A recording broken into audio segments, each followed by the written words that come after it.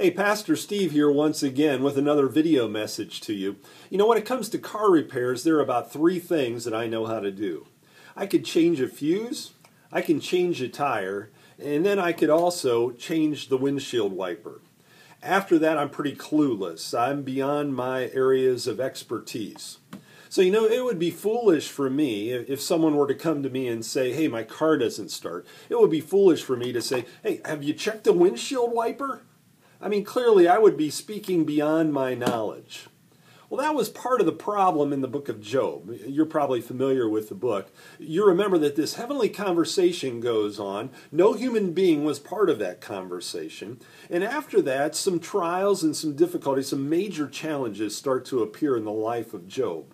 Well, meanwhile, these counselors come who had not been part of this heavenly conversation, and they're drawing all kinds of conclusions as to why Job was experiencing that.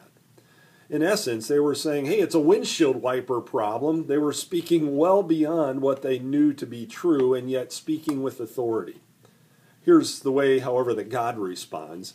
He says, who is this that darkens my counsel with words without knowledge? Brace yourself like a man. I will question you, and you shall answer me. Where were you when I laid the earth's foundations? Tell me if you understand. Who marked out its dimensions? Surely you know.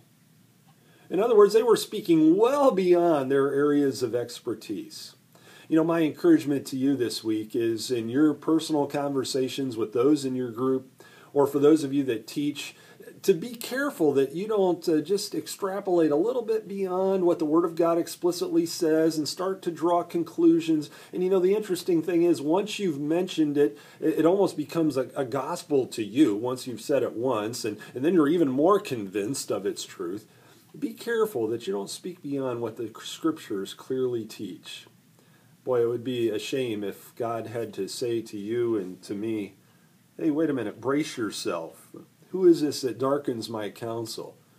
Where were you when? Now, that's not to say that we can't speak with authority. Certainly we can. When the Word of God is clear, we need to be clear. When the Word of God gives a clear admonition, we need to give a clear admonition. But where the Word of God is silent, we have to be very cautious.